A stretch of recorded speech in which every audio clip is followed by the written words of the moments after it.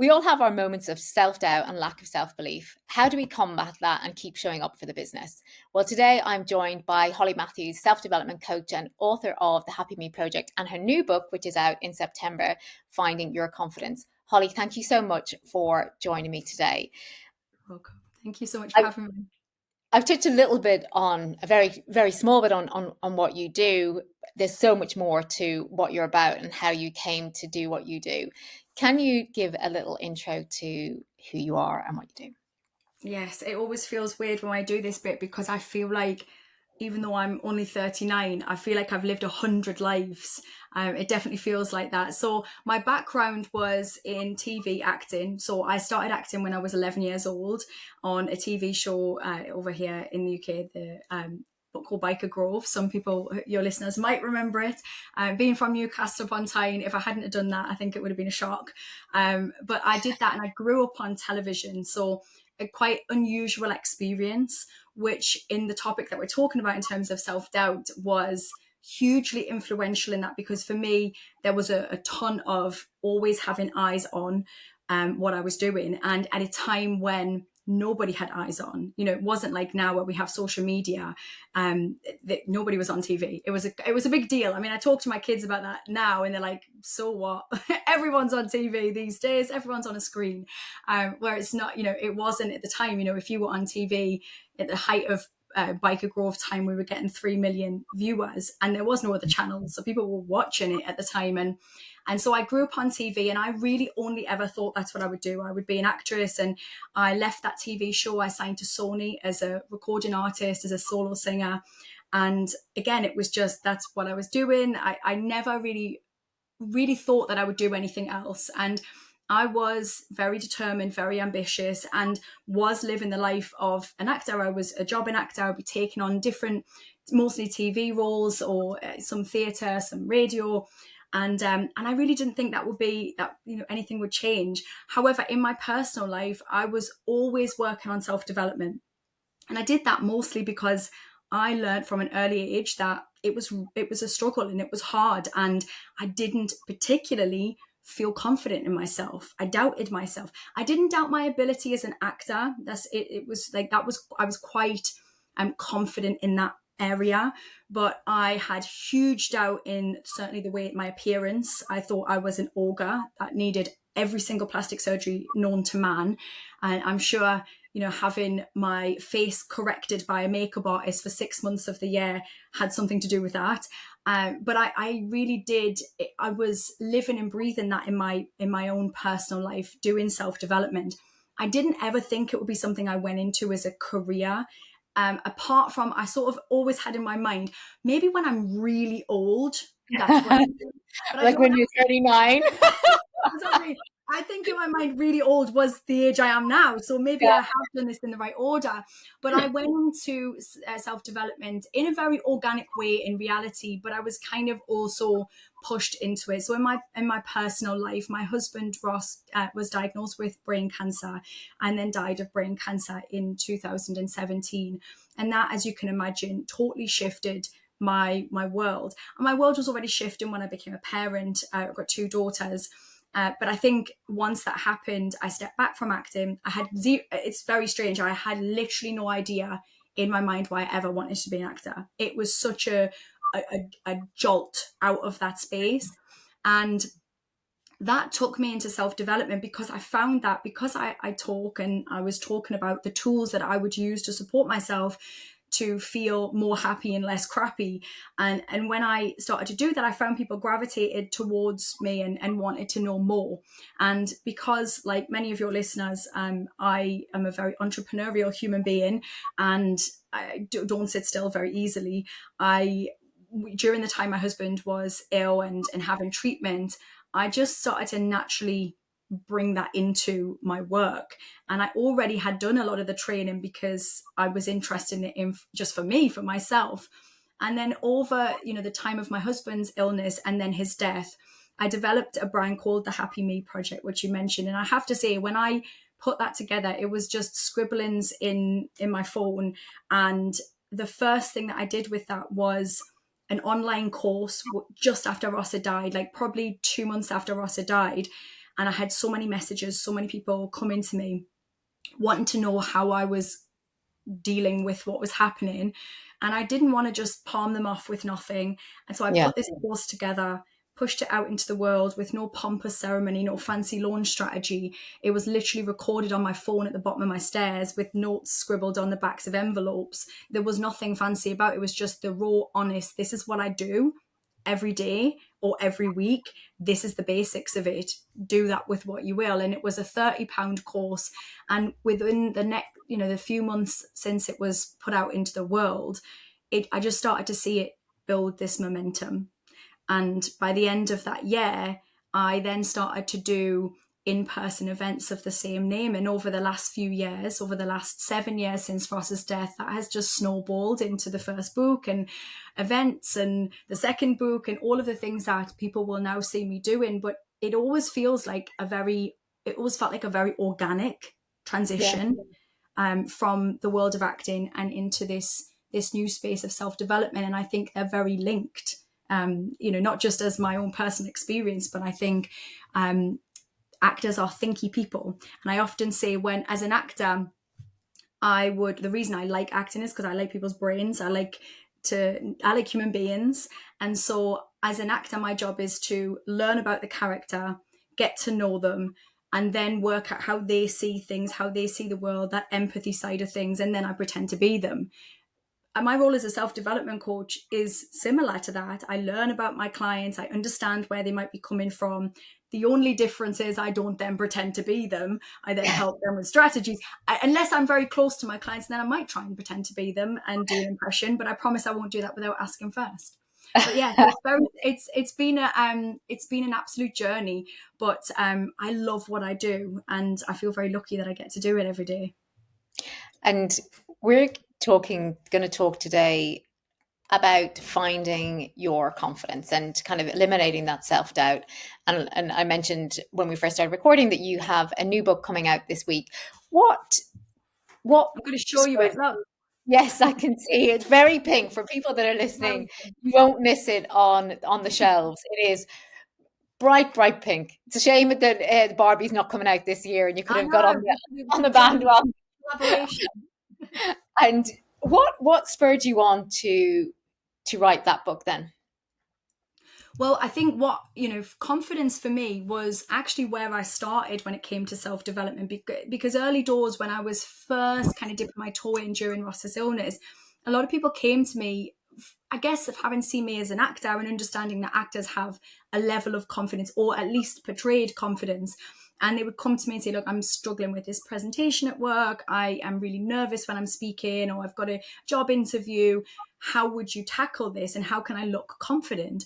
And so I would teach them how to look confident. But because I'd done all of this work on myself, on mindset, I also knew the internal stuff as well. So they would come to me for what they thought was external body language tips, but I would also teach them the internal stuff as well. And so when I was thinking about my next book, my first book was very much an all-encompassing dive into self-development for those that potentially have never done it before, or those that need a refresher.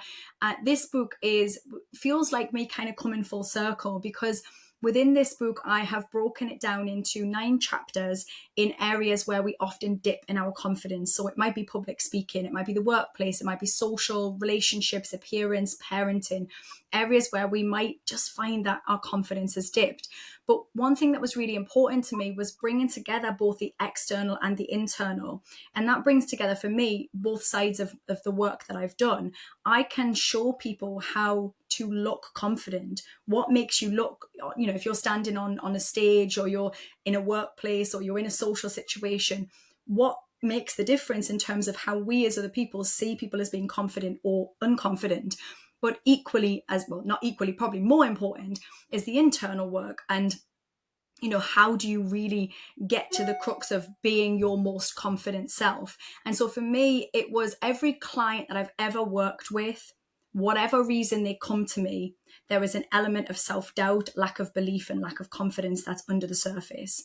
Whether that's they're coming to me because they're having problems within their relationship or their work life, or they're a business owner and they're coming to me saying, it's just not getting to that next level in my business. When we get to the crux of it, it's like 999% of the time it is confidence or self-belief that's sabotaging something. So for me, it was, this is the next stage, this is the next book, because it is everything. If we can get to a stage where we feel we have, at the very least, have some tools, and we know our own triggers, and we know what might be going on under the surface for us, we can support ourselves. And I often talk in self-development terms of creating a scaffolding for yourself. I never work in terms of like trying to perfect something. We're never going to be confident all of the time. That would be a ludicrous kind of expectation. But we can develop our confidence, we can develop our self-belief, and anybody can do this. And I'm a nerd, so when I write books, I will always look at what is the research, what's the science going on, what's the current genetic understanding, and I'm fascinated by what do our genetics give us. And also, once we understand what our genetics have given us, it kind of doesn't matter because it's like, oh well, tough shit. You got that. There's really nothing. So in some respects, throughout the book, I do talk about genetics, but in terms of confidence, or whether you're shy or not, let's use that. Shyness is like, genetics wise, it's 30%. If you are, even if you are genetically predisposed to being shy, it's only 30% ever. And so we look at that and you go, well, okay, so tough shit, you got a little bit of a nudge towards being a little shyer. What you're going to do with the rest of that percent that you've got to play with. And I think that always interests me. One, people will often say, well, I just think, some people are just confident, some people aren't. And I just call bullshit on that. It's practice. And you can at the very least learn to look confident, support yourself with the anxiety that you're not really that confident in certain situations, and you will impact in a way regardless of that. I'll often say to clients, and I would say this to anybody, when you turn up to a situation and you're feeling anxious and you're not feeling your most confident self, if you can portray that on the outside at the very least, and try to support yourself with tools to, minimize the anxiety you might be feeling, you will still get the impact in reality, because people will respond to the version that they see. For many, many years, I portrayed a very confident person. Nobody's ever thought that I was unconfident or lacked in self-esteem or self-belief. Never. Throughout my entire life, nobody's really believed that. And that's because I did a really good impression of somebody who was confident.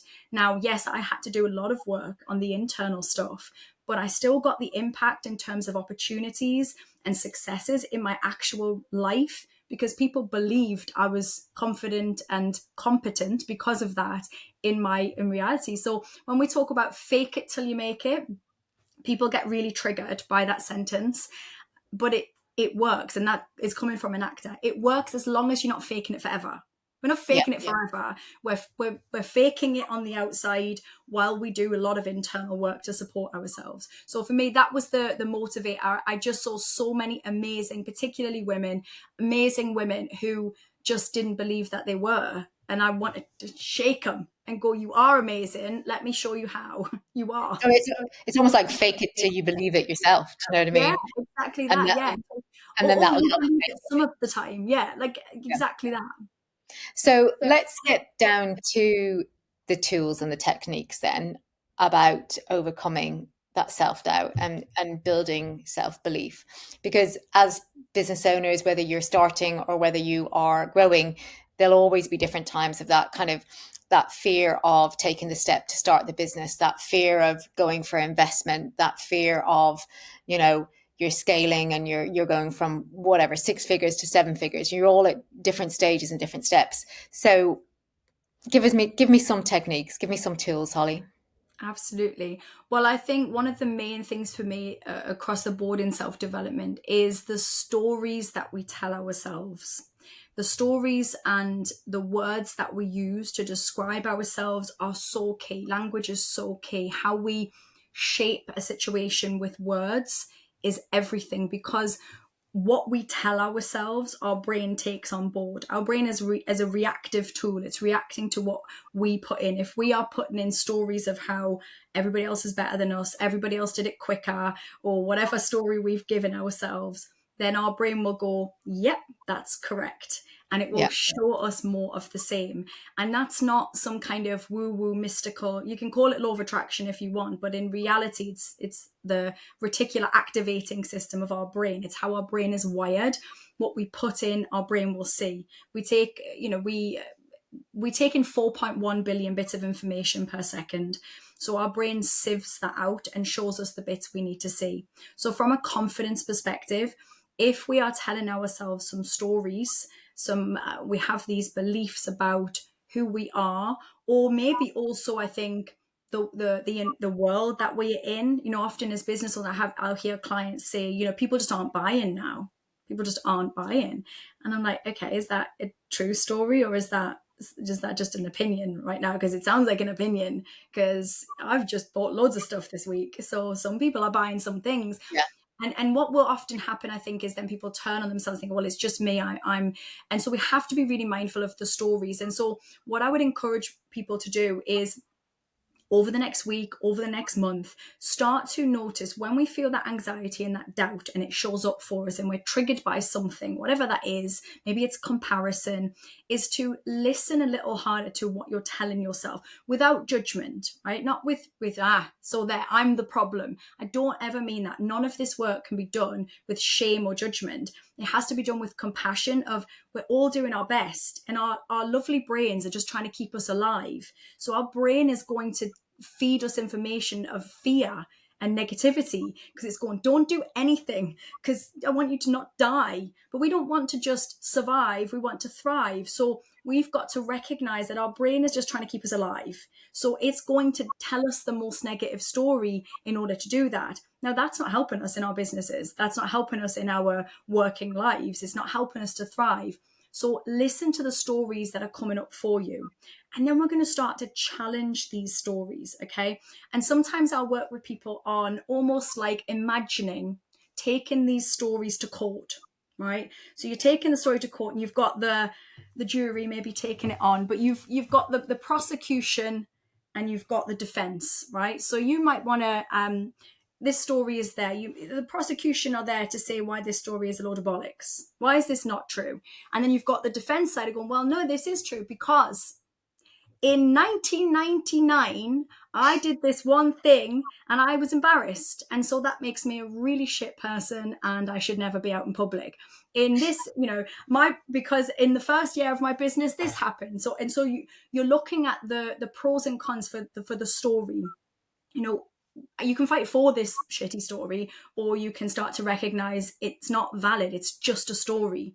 And you can start to look at, how do we make this story better? And this is not about, I guess sometimes when we talk about, positive mindset, people think we're just talking about not living in reality. Well, I'm not that kind of self-development coach. I firmly look the tiger in the eye.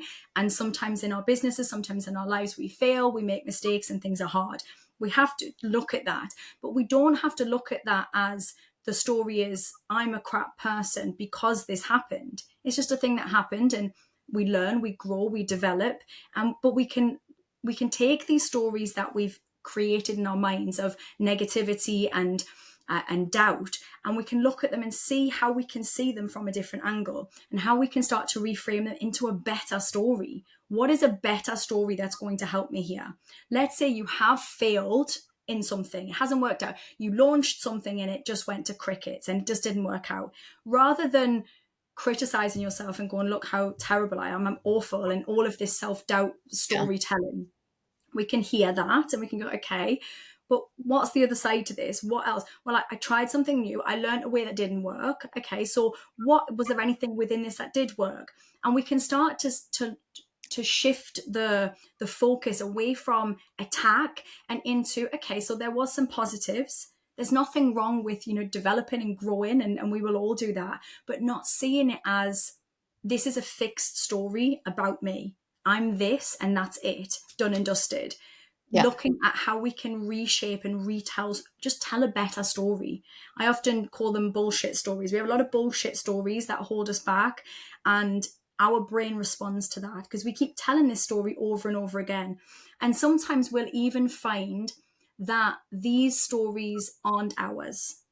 So these stories came from somebody else, and these And they're stories. like their view of you or their opinion of you or something like that. Yeah. Yeah, or a comment. It could be that we've had a comment before, somebody said something and it's really stuck with us. And as we know, the most negative comments, they stick on us like, Velcro. And the positive compliments we got just swoosh right off a lot of the time. We don't always allow them to sit with us. So sometimes when we check in and we really listen to what these stories are and we start to notice a pattern of the stories, we might also be able to look at, where did this come from? When did I start believing that I'm not the type of person who, right? I hear that a lot.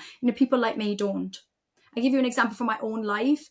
For a long time, especially not so much in the acting world, but as a business owner, I really didn't identify as a business owner, even though I was for a long time. I didn't really say it because I didn't go to university and do a business degree. So I was like, well, I'm not really a business owner, am I? Like, I'm not a business owner.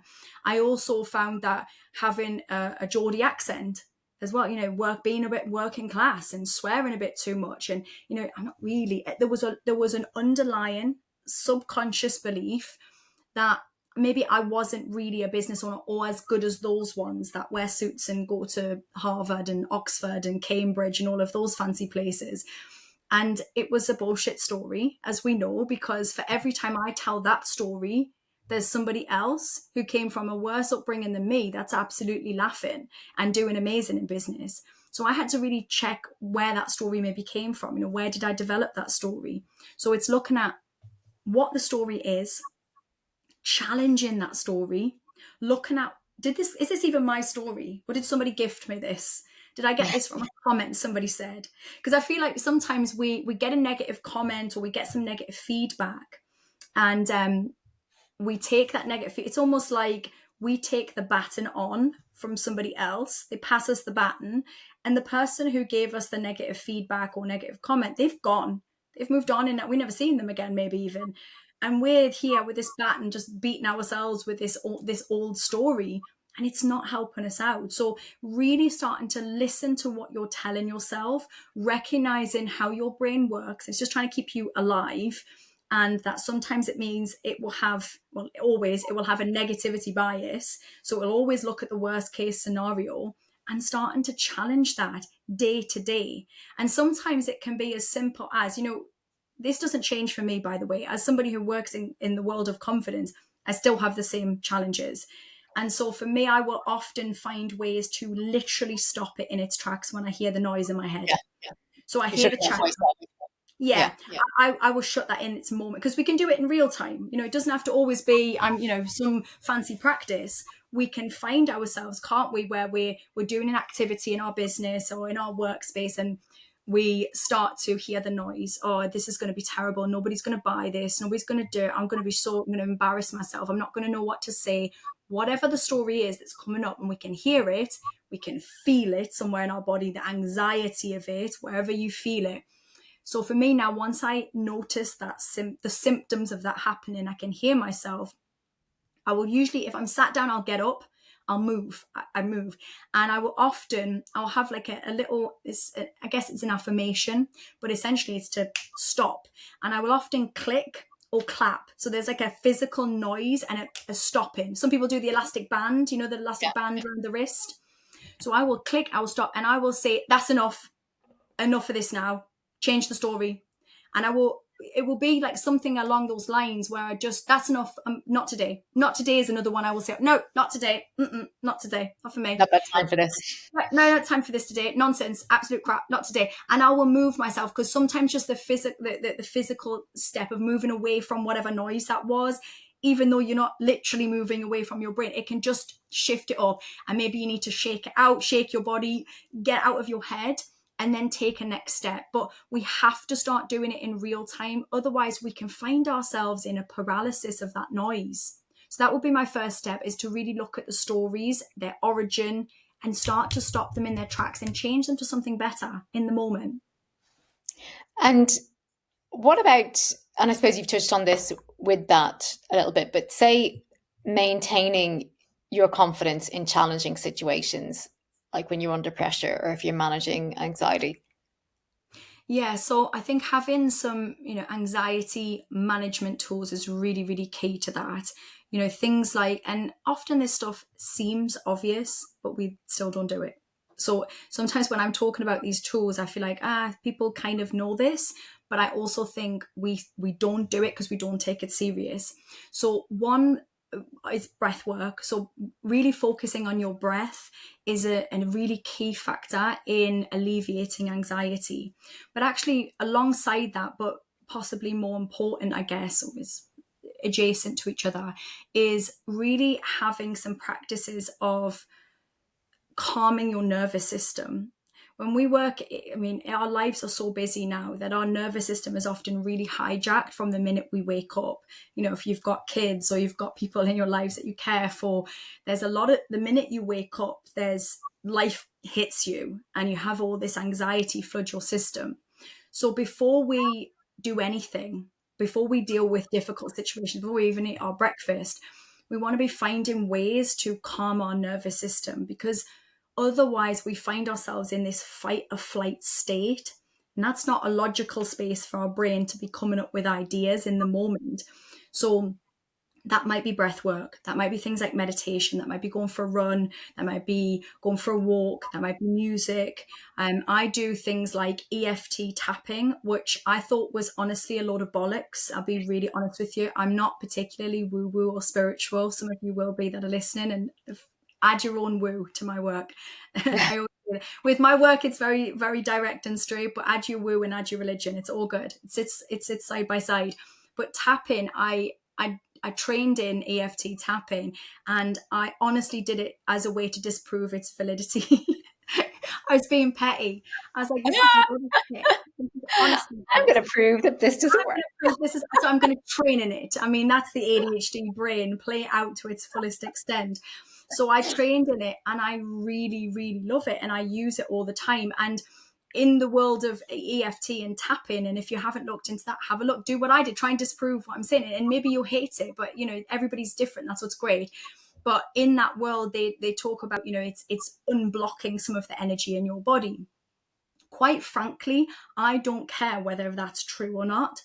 In the same way, I don't care if somebody wants to chant over crystals and it makes them feel confident in their presentation, or it doesn't matter where it's coming from if it supports you.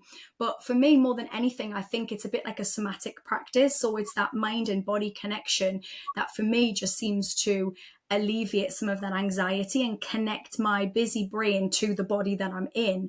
And that helps to calm my nervous system. And there's a lot of nice little practices. People can do a quick Google search of, nervous system regulating tools that they can use. But if you can calm that nervous system before you do anything else, if you can take, you're lying in bed in the morning, just a few minutes before you get up, just check in with yourself. How am I feeling today? Physically, mentally, what's coming up for me? Any emotions? Where can I feel them in my body? Can I just breathe into that for a moment? Can I just notice and honor where I'm at right now before I even get up? Then we're in a better place before we step out. Then when we're in a position, like you said, where we're dealing with difficult stuff in our businesses, in our work, in our life, then we're in a better place, a more grounded place to be able to make decisions and to be able to believe in ourselves and trust our decisions. Because confidence itself, the word confidence is from a Latin word, which I'm absolutely going to butcher the pronunciation of, but it comes from a Latin word, fidere. I think it's fidere or fidere. Somebody who went to public school will no doubt message me and tell me. Did not do that in my school, I promise you. But the word it's from the word it means to trust, right? So confidence is to trust. So self-confidence is trust in ourselves. And I think that is often our biggest challenge. Is we're always looking for a definitive answer. We're always looking for, if I do this, will this definitely happen? Because our brain likes certainty. But as business owners and as people that are looking to develop and grow, we know we're going to have to get comfortable with uncertainty. There is no definitives in no matter what we do. So we have to get confident with trust in ourselves. And for me, I have learned that I don't trust that I will make everything work. That's not going to happen, is it? We're going to try and fail, get up, do a thing. Some things are going to work, some things won't. We'll get better in some areas, then we'll try something new and it'll be hard again. But for me, the one thing that I really always go back to is that I trust that I will work it out. And so Yeah. that becomes the affirmation for me. So when I'm feeling that anxiety of, sometimes we hit a roadblock and we think, I don't know how I'm going to do this. How am I going to fund this thing that I'm doing, this project? How am I going to get this event off the ground? Where's the money going to come from? Or am I going to get customers? All of the anxieties we might have as a business owner. For me, when I feel that anxiety, one, I calm my nervous system. I do some breath work, some tapping. I get outside. And my affirmation is always, I will work it out. I will work this out. I will find a way. And not only does that give me something to hold on to in that moment, but it's also programming my brain. And as I said before, what we put into our brain seeks out. So if I keep telling my brain, almost like your Google search, I pop that in my brain, I'm going to work this out. I'm not saying, it has to be a certain way. I'm saying, work this out. I'm going to Yeah. find a way. There's a way. There's a way through this. And when I do that, and I have, just like anybody out there, I've had some really trying times, not only in my personal life, but in my business life, where I've thought, I don't know how I'm going to do this. How is this? I'm a single widowed mum. They rely on me, my kids, that I've got to make this work. And I don't want to get into a state of panic where my logical thinking part of my brain switches off. I need that to work. So I calm my nervous system and I say, I'm going to find a way. There's a way.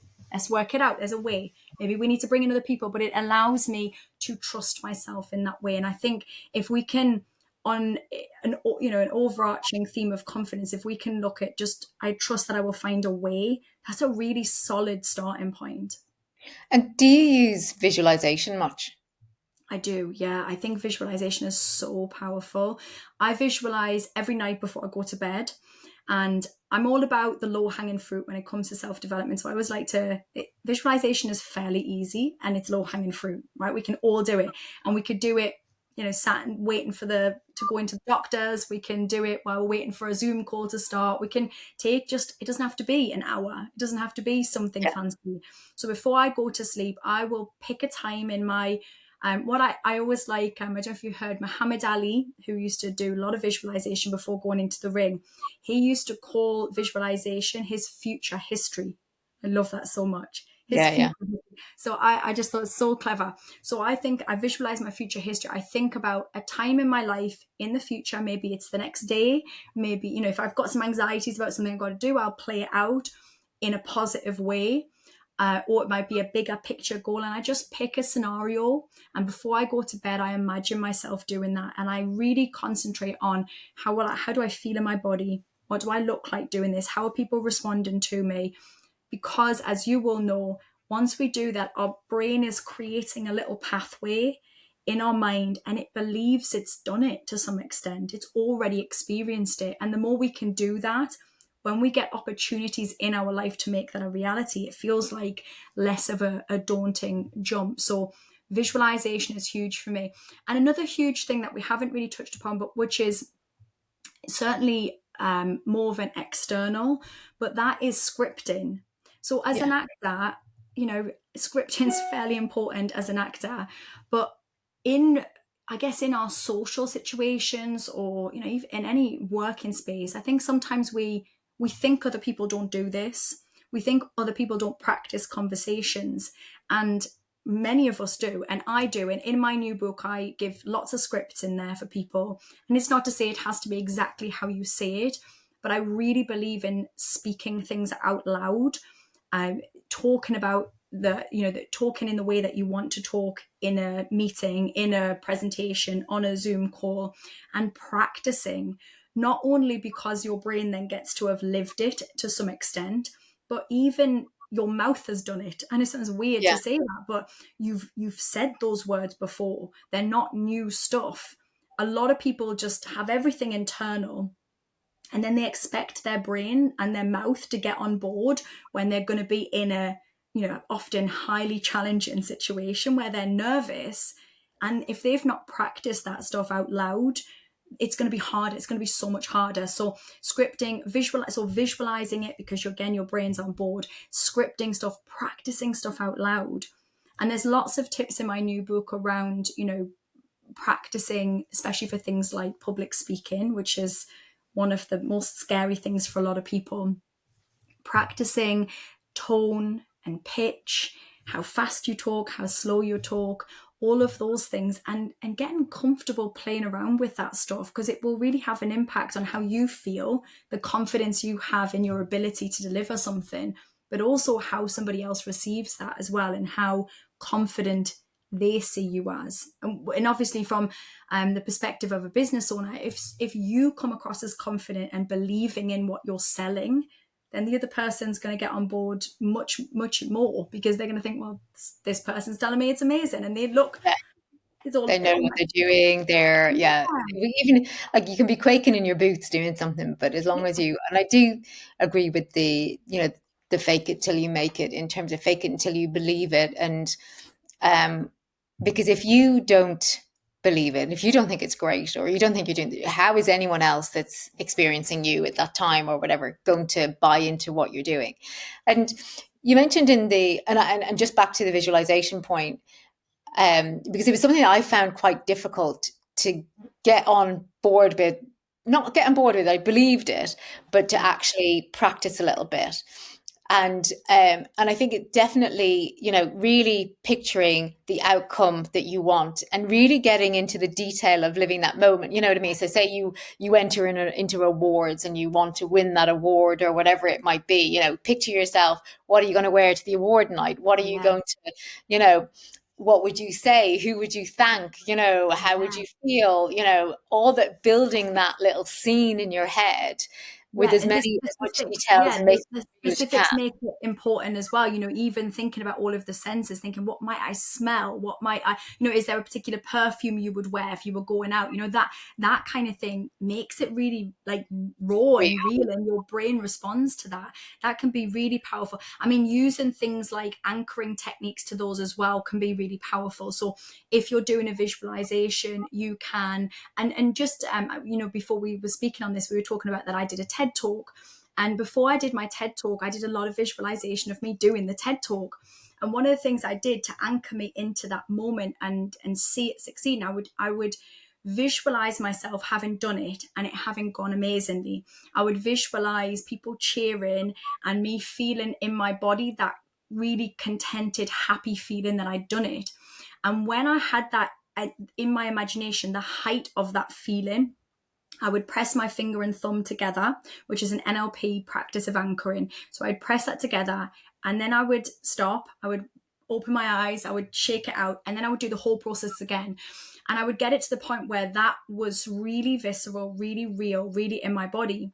And then when I did my TED talk, as I was about to start, I just pressed my finger and my thumb together. And that activates in my body that sense of this is going to go well, this is going well. It was that success feeling in my body, and it massively helped me. And during that TED talk, as an example of talking about pressure, before I did the TED talk, I mean, I had practiced like beyond, I could have done it standing on my head. And before I was about to go on, about half an hour before, the organizer came into the dressing room and said, could you all knock 3 minutes off your talk? Can Oh you my imagine? I mean, I practiced it to the letter. Like it God. was exact to what I've forgotten what it is now, whatever, it's an exact amount, right? I'd done it to how Ted wanted it to be done. And they were like, knock 3 minutes. And I just thought, and so I said no, which I think is a level of confidence. I said, no, I'll do it. And you can edit it if you want to. I'm doing it properly. But because they decided to knock 3 minutes off it, I don't know why they'd done that, or why they would say that half an hour before. So I've gone on the stage and I've done all the anchoring, I've done that, and I'm standing there. And this was a big deal to me. I put a lot of pressure on myself for this because I was such a nerdy TEDx fan. I wanted it to look great. I wanted it to be how I'd visualized it, right? So Yeah. I had a lot of pressure on myself here. And in front of me on the stage was a clock.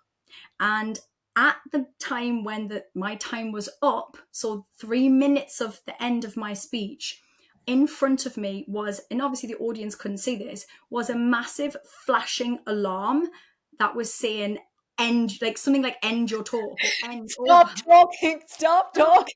Can you imagine? So it's like screaming at me in front of me. And in that moment, I was like, I just focused because I was anxious because and I was thinking, in my head, I was thinking, don't fucking speed up because it's going to sound shit. Keep it slow it down. Do not make you speed up. And I was focusing on my breath. I was doing my little anchoring. And I was thinking, just remember how you envisaged this. And I got through it and I watched it afterwards because I was like, oh my God, did it make me speed up? Like, did I suddenly start rattling at the end? And I didn't.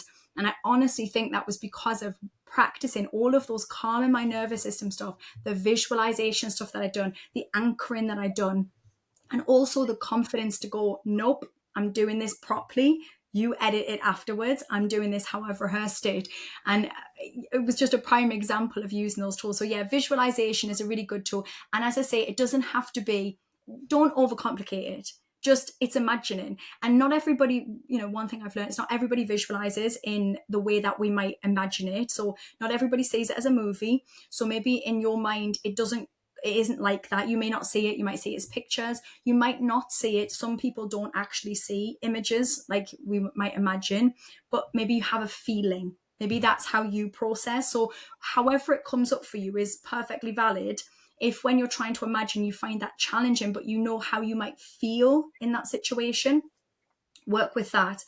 That's absolutely fine to do that. Journaling is also another way of doing that. If maybe you need a physical thing, you want to write it out. So you could think about a time when you need to be your most confident self and you can write it as if it's already happened. So if I was using my TEDx example, I might write, as I finished doing the TEDx, everybody was cheering and people came up to talk to me about it afterwards. I felt amazing. I was whatever. And I would really, again, describe it. So for some people, they might want to physically write something. All of these are really great tools in supporting our levels of confidence and belief in ourselves. And you mentioned at the beginning about how you've broken the book down into chapters. And I want to talk about some and situations or kind of, I suppose, topics. And I want to talk about some of those from a business point of view of where founders may find themselves, where they might feel uncomfortable or challenged. And so starting off kind of like with the social situations, because obviously you'll have some founders that are introverts, some founders that are extroverts, but there might be situations like networking events or trade fairs. And I suppose it is using, like you said, the tools that we've talked a lot about already. But is there anything like going into those social situations that you would say that would help give you a bit more confidence in that situation? Yeah, and I definitely talk about network and stuff in the book as well, because I, even as a confident person, often find networking events a little overwhelming. I'm neurodivergent as well, so sometimes those situations can be particularly sensory and there's a lot. And sometimes I used to describe myself as a confident introvert because I know that I need to retreat and get away from people. But I've actually realized probably over the last year that I am an extrovert. I do like people. I do feel energized around people, but I people too hard. So when I people a lot. So then I'm burnt out from how much I peopled and how much I took in. But I think, yeah, you're right. There's a lot of business ones that are absolutely introverted and it is a lot and it takes a lot. So definitely scripting comes into play here and it can really support you when you're feeling anxious. So having one, as much as it might make people cringe, having some little sentence, whether you call it an elevator pitch, I don't like any buzzwords, so it doesn't work for me, but something about your business that you can say really easily. So it's a scripted thing that when people ask, this is what I do. And then having some questions you can ask other people, having some things that you've thought about in advance. And genuinely, I would even suggest having some things written on if you're particularly anxious, have some ideas written on your phone. There is no shame in going to the toilet for a minute to just regroup and getting yourself some ideas of some questions that you could maybe ask people, reminding yourself that it is not a monologue. Nobody is asking you to speak solidly and hold a whole conversation yourself. So pass it back, and you pass it back with a question. That doesn't mean not speaking about yourself. We still have to practice speaking about ourselves, but don't be scared to practice having some questions in your tool belt that you use and you use on loop. those are almost just like your little crutch to support you in those environments. And you might find that you end up having a really nice conversation with somebody that you really click with, and it's much easier. But knowing that you have some fallback topics, questions, things that you can put in place can really help you. There is also things like, considering the situation, having topics you can talk about based on the situation that you're in, the time of year that you are in.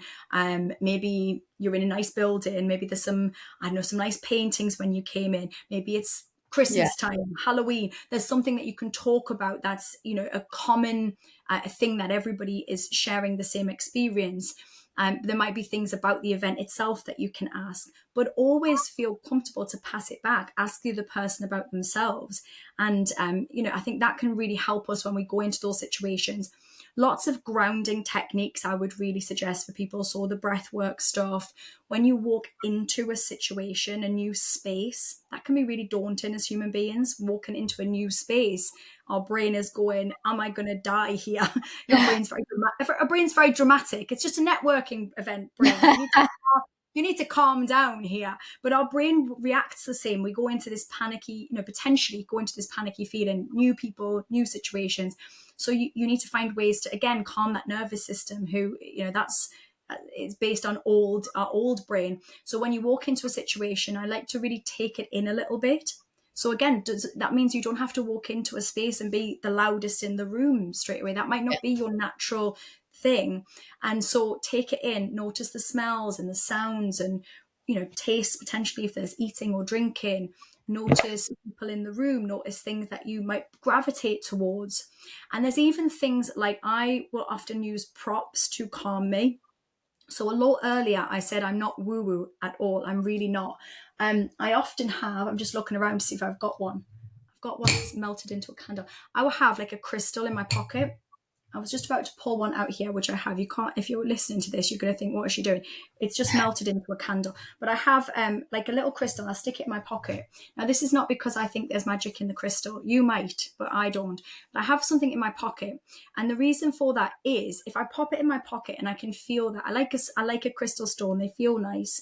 I like the feeling of them. But for me, it's a little bit like an anchor to just grounding me in that moment. So I'll have something in my pocket, and it'll be something that I can feel and touch. And when you're feeling anxious, to have something like that, just to draw your attention from the anxiety, maybe the overwhelm of the space, into the thing you have in your pocket, just for a moment, to just take a breath. And I'll think about, what does the crystal feel like? I'll just notice it. I'll play with it in my hand, and I'll just focus on my breathing. And for me, that's my little reminder. Just take a breath, take a moment.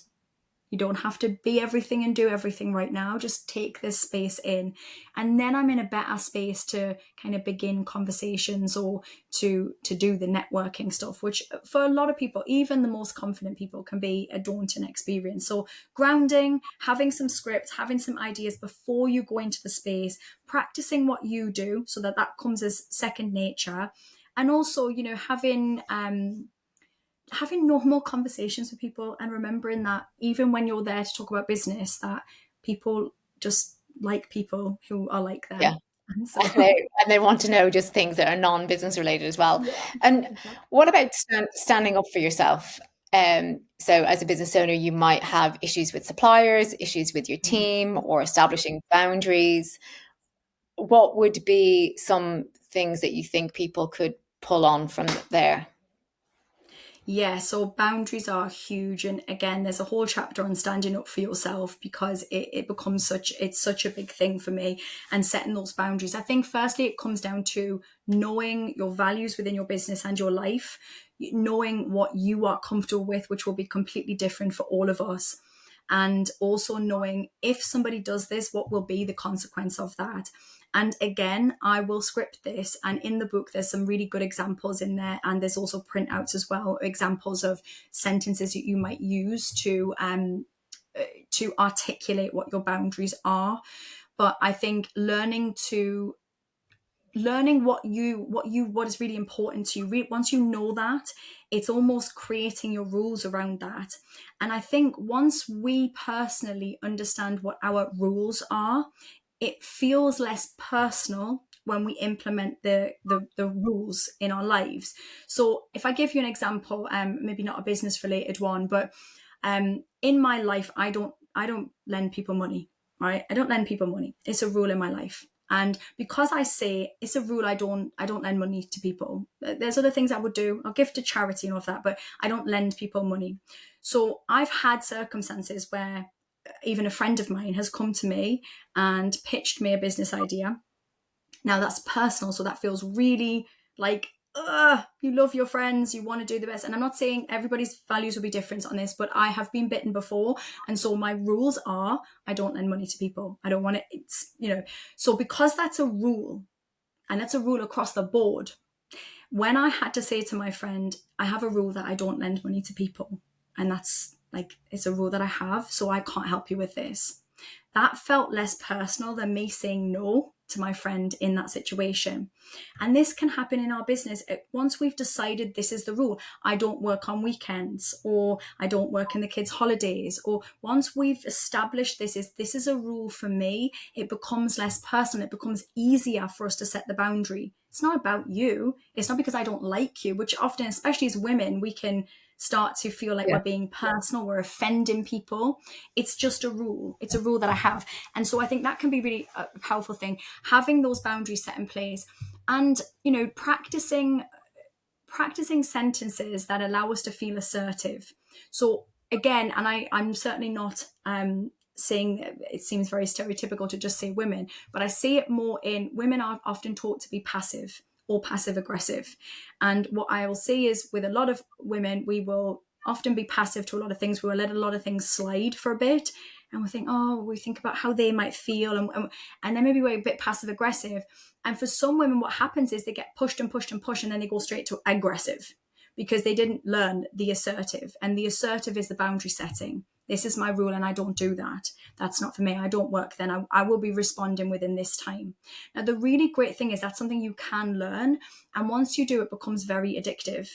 And, I work with my clients a lot on this. And the first thing I will often ask them is, what do you want this to look like? Yeah. And sometimes they don't know what they want it to look like because they've not really ever asked. They've just been responding to what people will give them. And then when I say, well, what would you love this to look like? And I worked with one of my clients not long ago on this. The work-life balance was just completely out the way. She was responding to every client, no matter what time of day or night it was. She was completely burnt out. She was a single mom, absolutely constantly working, feeling guilty because she was working constantly, not being around, not being able to show up for a child all the time, never switched off in the brain. And I'm sure most of us can probably relate to that one. And then I said to her, okay, so what would you like this to look like? She was like, I don't want to be responding constantly all of the time, but I'm scared that if I don't, I lose the business. People won't come back to me. I'm scared if I don't get it done quick enough, then they will just go somewhere else, right? So that's lack of confidence in ourselves at that.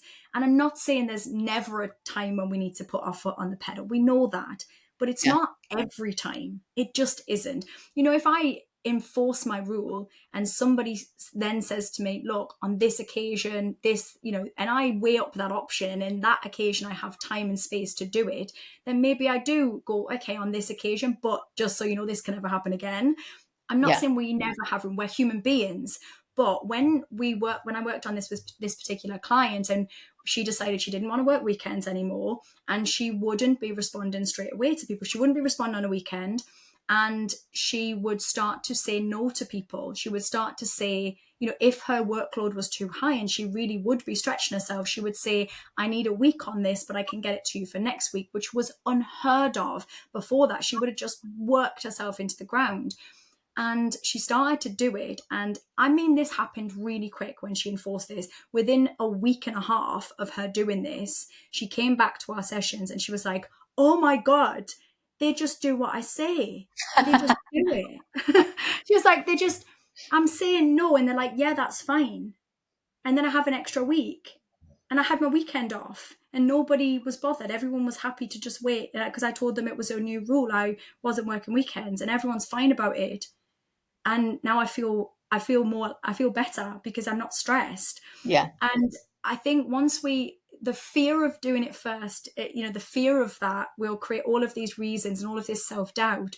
But actually, you want to be creating clients and a business life that feels good to you, and the right types of people that will respect you. And actually, from a confidence point of view, if you are always available, let's be real, it teaches people that maybe you're not that busy, Yeah. and maybe you're not that important. Yeah. Maybe the Or you're girls, not maybe, good, or yeah. Yeah. yeah, like, so we have to, if we can switch our brains to that, actually, it means you're very exclusive. You're a Gucci of a business, and you're very exclusive. You're not Primark, so you're not Yeah. available all the time here. So I think, those are, in terms of standing up for yourself, we need to practice sentences, because some people have never asserted themselves. They've never asked for what they wanted. They've never said no. And really practicing flexing your no muscle in low status occasions first. So it might be in your personal life, outside your business first. Say no to some stuff. And sometimes that's really uncomfortable, isn't it? We're not used to saying no. We just want to people please. But just start low end and then work up and just see what happens. Because the minute you get, like my client did, that moment of, oh my God, they just do what I say when I ask for it, and I say no, and then I get what I want, that's the most intoxicating thing that you're ever going to have. And then you're going to want to do it more. So once you get to that stage, you're going to realize, oh my God, this is amazing. I'm in charge here. It's great. And I mean, some of the other chapters in the book are finding confidence in the workplace and when you're trying something new, which I think the trying something new probably maybe covered with the scripting, the journaling. What I wanted to ask you about is the appearance side of things, because for some people, showing up on social media, being visible, going on stories, some of it may be confidence of how they look and how they feel they'll come across. What would you suggest there? Well, the appearance chapter, although I don't think people need to read my book in a linear fashion, we put it as the last chapter. And the reason we put it as the last chapter is because it's probably one of the most potent dips in confidence for so many people, and particularly women again, but men even more so these days. But women are very much critiqued on how we look, and we have internalized so much messaging for years and years and years of growing up in spaces where everything was judged on the way that we looked, and we have all of that sat in our subconscious. So when we show up on a live or in a Zoom call or on stages, we can still hear a lot of those stories. And so it's definitely, when we talked at the beginning about stories, it's definitely looking at the origin of some of that stuff. It's also remembering, rather than, I think when we are doing anything, we often feel like we have this spotlight on us and that everybody is looking and judging and all of that. And I'm not saying that some people won't judge. Of course they will. It's human nature, right? Can't do anything about that. So we have to also accept a level of that. But most people aren't judging in the way we think they are judging. It's not, it's do I want to buy from this person? Do I like this? And they're probably just going to move on with their day. They aren't sitting there critiquing us in the way we are doing to us. Because we hear that internal chatter. So we assume everybody's doing that. And we've got this, almost this spotlight, like you stood on the stage with a spotlight, this daunting feeling of that's what's happening. So my advice would be, especially when you're doing anything which is, performance based on screen or on camera, or you're doing a presentation, is to imagine turning that spotlight outwards onto your audience. What did they need from you? What answers what are they looking for from you? So rather than you seeing this as I've got to show up, I've got to be a certain way, everyone's looking at me, the spotlight is on me to deliver, which is terrifying, no matter who you are. Of course, that's terrifying. Turn the spotlight outwards onto the audience. What do they need? Why are they here? They're here because of whatever product you sell. They're here because of whatever service you are offering. So talk to your audience, right? Talk to your audience about their pain points and their challenges. And yes, you'll be sharing the ways in which your particular skill set or product is going to support that.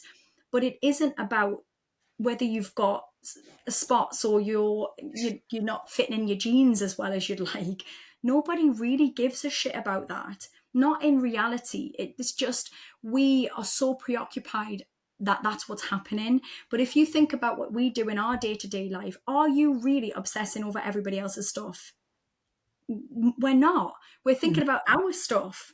We're walking into a space or we're going on live and we're not thinking about everybody that's watching and whether they look good, or we're thinking, did I say that right?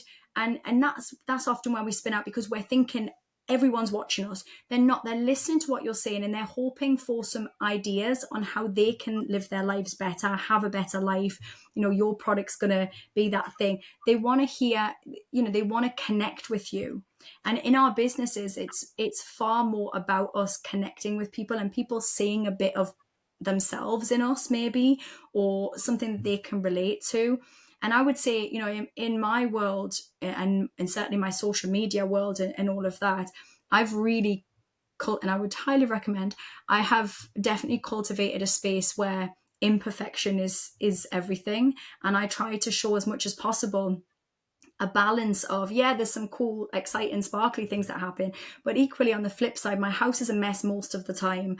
I am not neat and tidy all of the time, and I think by doing that actually takes the pressure off me a little bit to always have to show up as some shiny, polished version of me.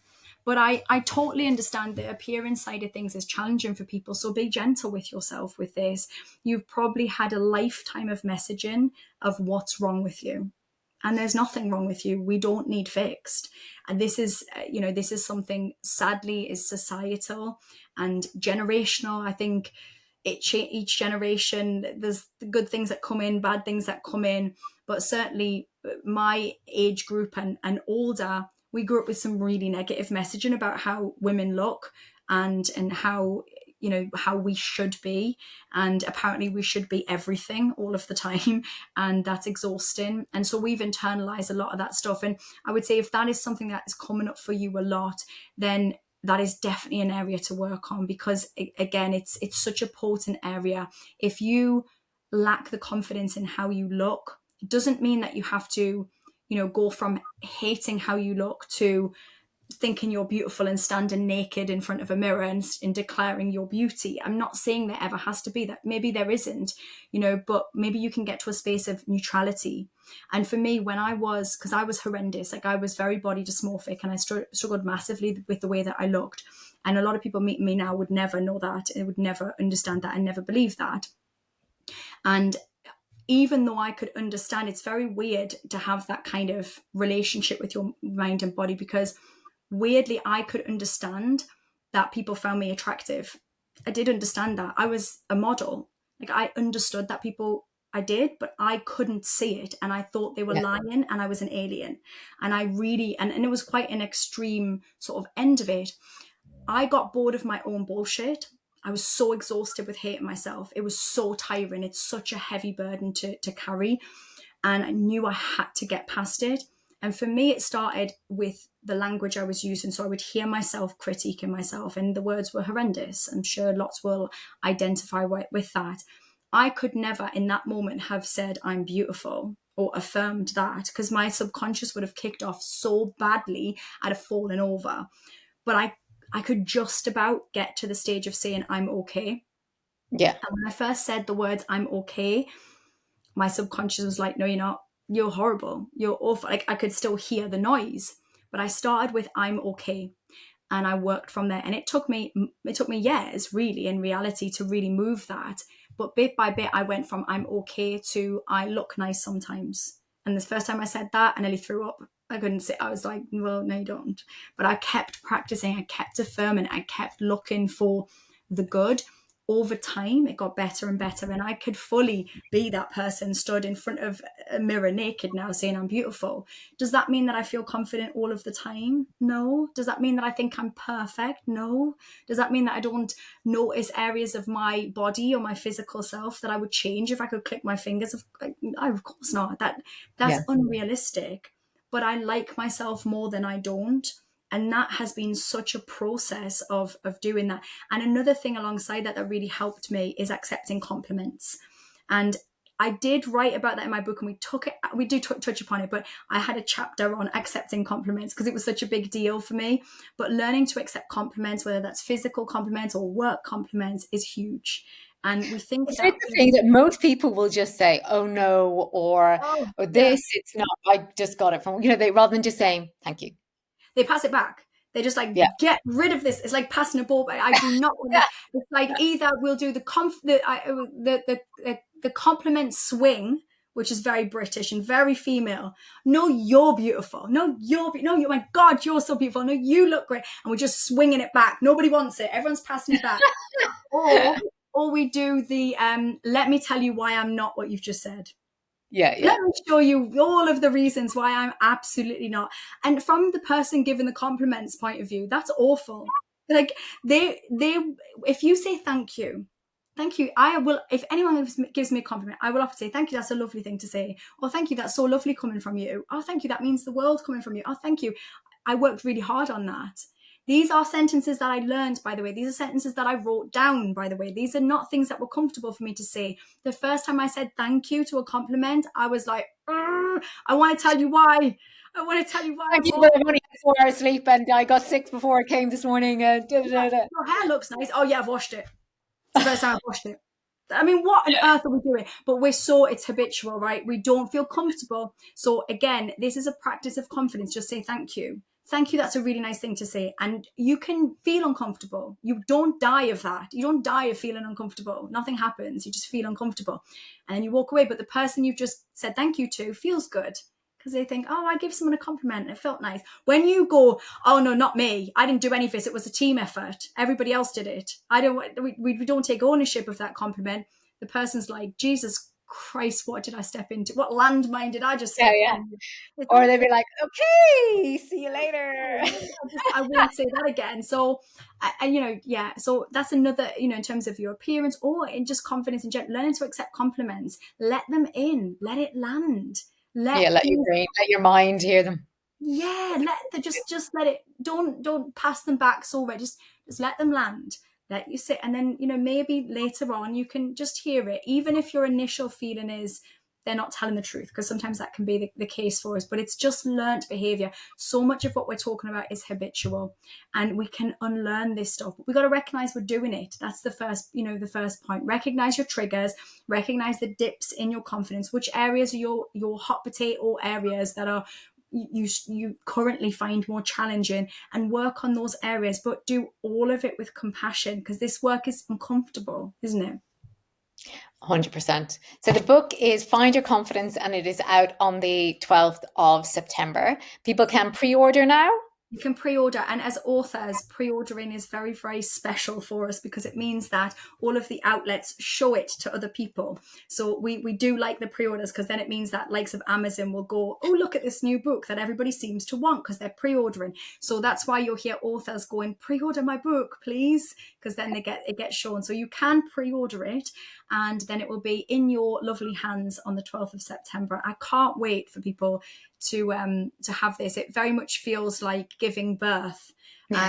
Is as challenging. It takes with a big publisher, it takes up to 2 years to get it out in the world. So I have been working on it since the last one, and suddenly I'm like, oh my gosh, people are actually gonna. This is out. I'm birthing my baby book, and it's going to be out in the world, and I can't wait for people to use it, because I know the stuff in there is golden, and it's going to change your life. If you action it, it will change your life for the better. And where can people work with you or find you, Holly? So if you go to iamhollymatthews.com/all my stuff, you'll find all my stuff there. I do hang out on Instagram. I try on TikTok. I'm very new on the TikTok, and my daughters are mortified. They're like, have you got 1 million followers? No, then you are nobody to me. So Gen Z generation, not so much, but I'm doing TikTok, I do Instagram, I do a little bit of Facebook and LinkedIn, and I'm fairly accessible online. So do come and say hi and let me know that you've come from this podcast, and we'll talk all things confidence and self-belief and anything else that takes your fancy. And the link to those will be all in the show notes. And remember, you can now watch the podcast on YouTube if you're a watcher rather than a listener. And I'll be back again next week with another great guest. Thank you so much, Holly. Amazing. Thank you.